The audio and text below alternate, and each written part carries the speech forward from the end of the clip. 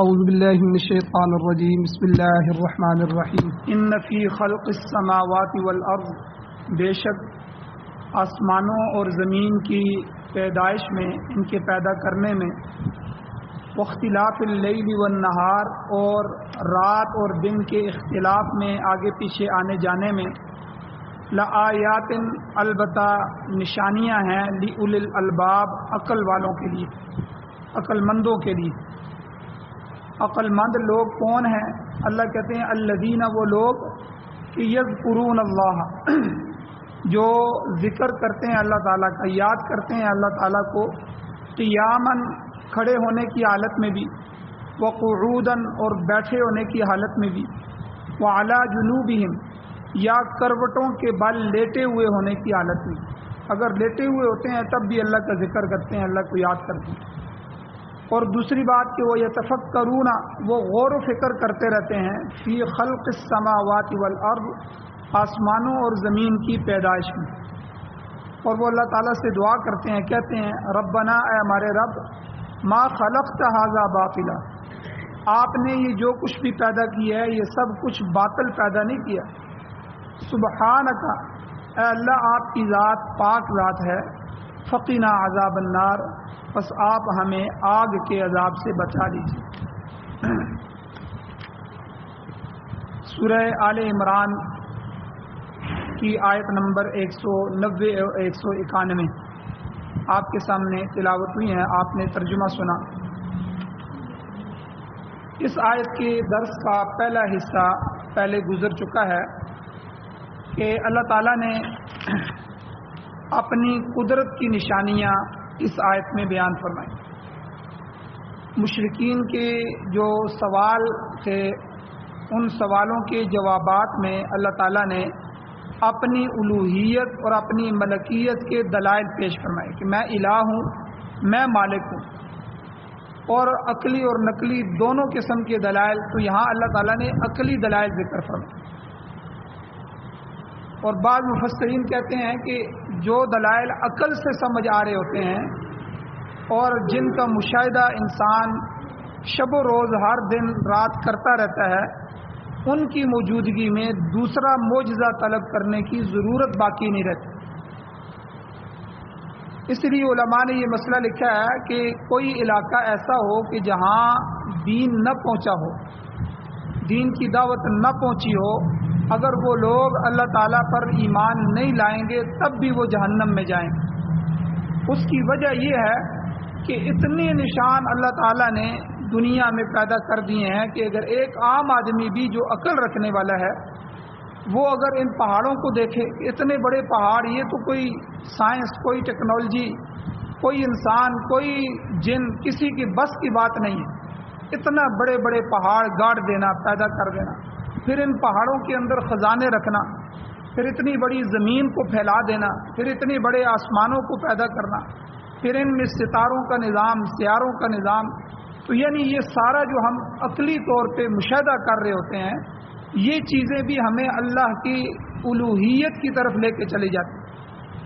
تو بہرحال یہاں اللہ تعالیٰ نے فرمایا ان فی خلق السماوات والارض، آسمانوں اور زمین کی تخلیق میں، واختلاف اللیل والنہار، دن اور رات کے آنے جانے میں، آگے پیچھے ہونے میں، لآیات لأولی الالباب، عقل مندوں کے لیے نشانیاں ہیں۔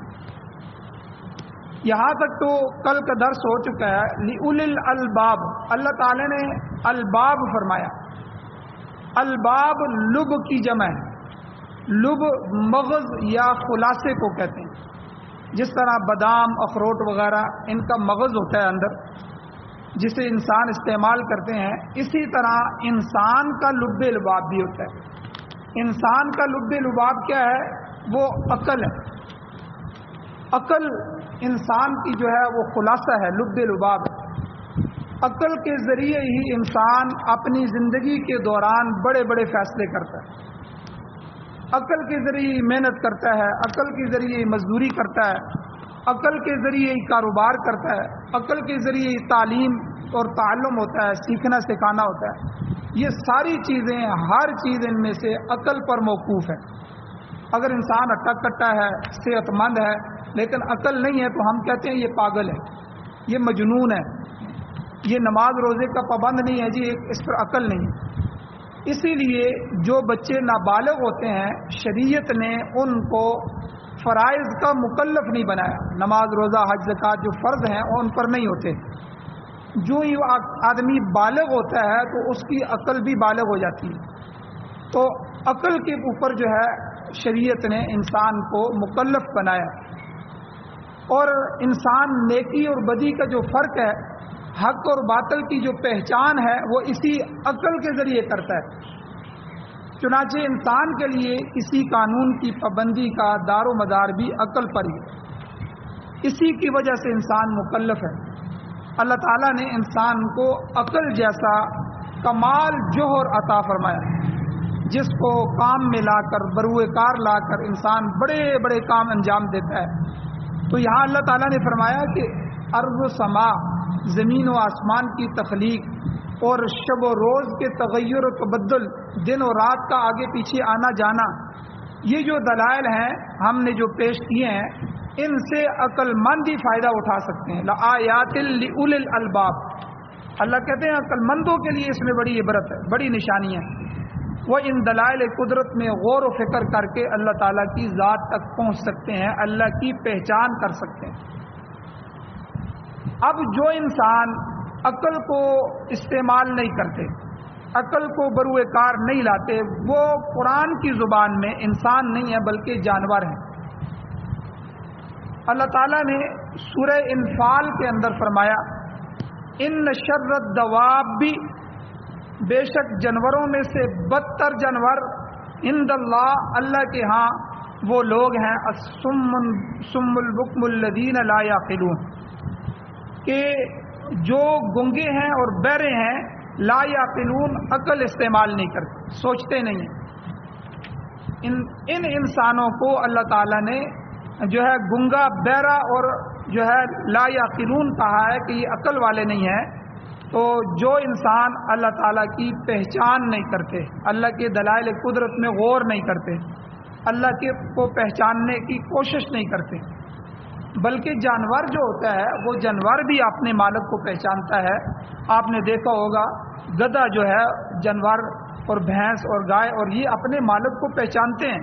جب مالک آ جائے تو ان کو پتہ ہوتا ہے کہ یہ ہمارا مالک، اب یہ ہمارے ساتھ وقت بتائے گا، اب یہ ہمارے ساتھ بیٹھے گا، اب ہمیں کچھ نہ کچھ چیز ڈالے گا، ٹھیک ہے، اور ہمیں کوئی حکم دے گا۔ اور اسی طرح جو کتا ہوتا ہے وہ بھی مالک کے دروازے کو نہیں چھوڑتا، اس کی جو ہے رکھوالی کرتا ہے، اس کی حفاظت کرتا ہے، مالک آئے تو اس کے آگے پیچھے دم ہلاتا ہے۔ تو یعنی جانور بھی اللہ کہتے ہیں وہ بھی اپنے مالک کو پہچانتے ہیں، لیکن وہ انسان کتنے بدبخت ہیں جو اپنے مالک کو نہیں پہچانتے کہ ہمیں کس نے پیدا کیا ہے، ہمیں کس نے بھیجا ہے، اور ہمیں کیا مقصد دے کے بھیجا ہے، اس کا ہم سے مطالبہ کیا ہے، وہ ہم سے چاہتا کیا ہے، ہمیں اس کی پہچان کیسے ہو جائے۔ تو یہ انسان سوچتے ہی نہیں ہے۔ دن رات کے آنے جانے میں، آسمان و زمین میں اتنے دلائل اللہ نے بکھیر کے رکھ دیے ہیں، تو یہ اس میں غور نہیں کرتے۔ تو اللہ تعالیٰ نے عقل جیسی عظیم نعمت انسان کو عطا فرمائی ہے، مگر اسے کام میں لا کر اللہ تعالیٰ کی معرفت حاصل نہیں کرتا۔ تو جو آدمی اللہ کی معرفت نہیں حاصل کرتا، وہ آسمان و زمین کو دیکھ کر اللہ تعالیٰ کی وحدانیت کو حاصل نہیں کرتا۔ اب دیکھیں، جو آدمی اللہ کی وحدانیت کو حاصل کرنا چاہتا ہے تو یہ آدمی زمین و آسمان میں غور کر لے، وہ اللہ تک پہنچ جائے گا کہ سوائے اس مالک ملک کے کوئی یہ کام نہیں کر سکتا۔ دن اور رات کی تبدیلی اسی کو حکم سے آتی ہے۔ اللہ قرآن میں کہتے ہیں یقلب اللیل والنہار، یعنی رات اور دن کی پلٹیاں، یہ آنا جانا، اس کو کھینچ کے لانا، تو یہ سب کچھ جو ہے یہ اللہ کرنے والا۔ اور اللہ تعالیٰ قرآن مجید میں فرماتے ہیں کہ کون ہے جو رات میں سے دن کو کھینچ لیتا ہے اور دن میں سے رات کو کھینچ کے نکال لیتا ہے۔ اب وہی رات ہوتی ہے جو رات کو اندھیرا ہی اندھیرا ہوتا ہے، اچانک کہاں سے روشنی آنا شروع ہو جاتی ہے، اور دن کی روشنی ہوتی ہے، اچانک جو ہے وہ سورج ٹمٹماتا ہوا سورج غروب ہو جاتا ہے اور رات چھانا شروع ہو جاتی ہے۔ تو یہ ساری کی ساری چیزیں یہ اللہ جل شانہ کرنے والے ہیں، اسی کی کمال قدرت ہے، اسی کے تصرف سے ہو رہا ہے، اور اس کے علاوہ کوئی اس کے ساتھ شریک ایسی ہستی نہیں ہے کہ جو اس کے ساتھ مل کر یہ کام کر رہی ہو یا اس جیسا کام کر سکتی ہو۔ اور اسی طرح جو شخص اپنی عقل کو استعمال کرے گا وہ انسانیت میں کمال حاصل کرے گا، اعلیٰ درجہ پائے گا۔ اب آتے ہیں ہم دنیا کے سائنسدانوں کی طرف، دنیا کی تعلیم کی طرف، دنیا کے مادہ پرست لوگوں کی طرف۔ یہ جو مادے پر محنت کرنے والے لوگ ہیں تو یہ کتنا بھی علم حاصل کر لیں، یہ اللہ تعالیٰ کی مصنوعات کی تاروں میں الجھ کر رہ جاتے ہیں۔ صانع ان چیزوں کو بنانے والے کی صحیح معرفت حاصل نہیں کر سکتے۔ ایسے لوگ بڑے بڑے سائنسدان تو کہلا سکتے ہیں، بڑے بڑے فلاسفر تو ان کو کہا جا سکتا ہے، محقق ہو سکتے ہیں، دانشور ان کو کہا جا سکتا ہے، مگر قرآن پاک کی زبان میں اولو الالباب نہیں ہو سکتے۔ یہاں اللہ نے جو لفظ استعمال فرمایا لآیات لأولی الالباب، عقل مندوں کے لیے، یہ عقل مند نہیں ہے۔ جو آدمی غور و فکر کر کے اللہ تعالیٰ کی معرفت تک نہیں پہنچ سکتا وہ بے وقوف ہے، وہ احمق ہے، انہیں دنیا کے بڑے بڑے علم نے بھی کچھ فائدہ نہیں دیا۔ تو جس نے خدا کو پہچان کر اس کی عبادت نہیں کی، اللہ کا ذکر نہیں کیا، وہ کیسا سکالر ہے، وہ کیسا پڑھا لکھا ہے؟ وہ تو جاہل ہے، اسے عقل مند نہیں کہہ سکتے۔ دنیا بھلے اسے عقل مند کہے لیکن اللہ اور قرآن اس کو عقل مند نہیں کہتے۔ اسی لیے یاد رکھیں علم دو طرح کا ہے، ایک علم جو ہے وہ دنیا کا علم ہے، ایک علم جو ہے وہ دین کا علم ہے۔ دنیا کے علم کو آپ فنون کہہ سکتے ہیں، ہنر کا علم کہہ سکتے ہیں، فنون کا، یہ جو ڈاکٹری ہے یہ بدن کا علم ہے کہ بدن جو ہے خراب ہو جائے تو اس کو کیسے صحیح کرنا ہے، دل جو ہے جس ترتیب سے دل چل رہا ہے اس سے اوپر نیچے ہونا شروع ہو جائے تو اس کو کیسے ٹھیک کرنا ہے، خون جو ہے، خون کا جو پریشر انسان کے بدن میں چل رہا ہے یہ پریشر زیادہ ہو جائے، ٹھیک ہے، بلڈ پریشر ہائی ہو جائے یا بلڈ پریشر لو ہو جائے تو اس کو کیسے درست کرنا ہے۔ یہ جو سارا علم ہے یہ بدن، علم الابدان جو ہے، یہ جو ڈاکٹری کا علم ہے اس کے مختلف شعبے ہیں، اسی طرح انجینئرنگ کا علم ہے اور اسی طرح دوسرے سائنس کے علم ہیں، یہ سارے کے سارے عصری علوم ہیں۔ ان کو علوم فنون بھی کہتے ہیں، علوم لطیفہ بھی کہتے ہیں، دنیاوی علوم۔ اگر ایک آدمی ان علوم کو حاصل کر کے اللہ تعالیٰ کی ذات تک پہنچ جاتا ہے تب تو ٹھیک ہے، لیکن اکثر ان علوم کو حاصل کرنے والے وہ اللہ تک نہیں پہنچ سکتے۔ آج جو دینی علوم ہے، قرآن کا علم، صحیح حدیث کا علم، اسی طرح فقہ کا علم اور اسی طرح تفقہ فی الدین اور جو ہے تجوید کا علم، یہ سارے جو علوم اسلامیہ، علوم دینیہ ہیں، یہ وہ علوم ہیں جن کو حاصل کرنے سے اللہ کی پہچان حاصل ہوتی ہے۔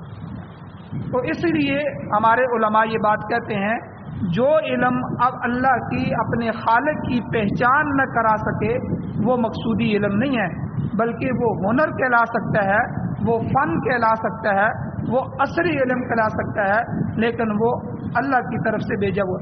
اس لیے آپ دیکھیں جتنے بھی انبیاء گزرے ہیں ان سب انبیاء کو اللہ تعالیٰ نے اپنی معرفت کا علم دیا ہے، اپنی معرفت کا علم یعنی وحی کا علم، اور ان کو کتابیں دی ہیں، صحیفے دیے ہیں، ٹھیک ہے، لیکن اللہ تعالیٰ نے ان کو سائنسدان نہیں بنایا، اللہ تعالیٰ نے ان کو علوم دنیویہ جو ہے دنیا کے علوم کی طرف نہیں لگایا۔ تو اس لیے ہمارے علماء کہتے ہیں اگر کسی نے سکول بنایا ہے تو سکول کے اوپر، سکول کے علم کے لیے وہ حدیثیں نہ لکھے جو حدیثیں حضور علیہ السلام نے علم دین کو حاصل کرنے کے لیے کہا، طلب العلم فریضۃ علی کل مسلم او مسلمۃ، کہ علم کا حاصل کرنا ہر مسلمان اور ہر مسلمان مرد اور عورت پر فرض ہے۔ اب یہ سکول کی دیواروں پر نہ لکھے، کیونکہ اس علم سے مراد وہ علم نہیں ہے، اس علم سے مراد علم دین ہے، وحی کا علم جو حضور لے کر آئے، قرآن و سنت کا علم، قرآن و حدیث کا علم۔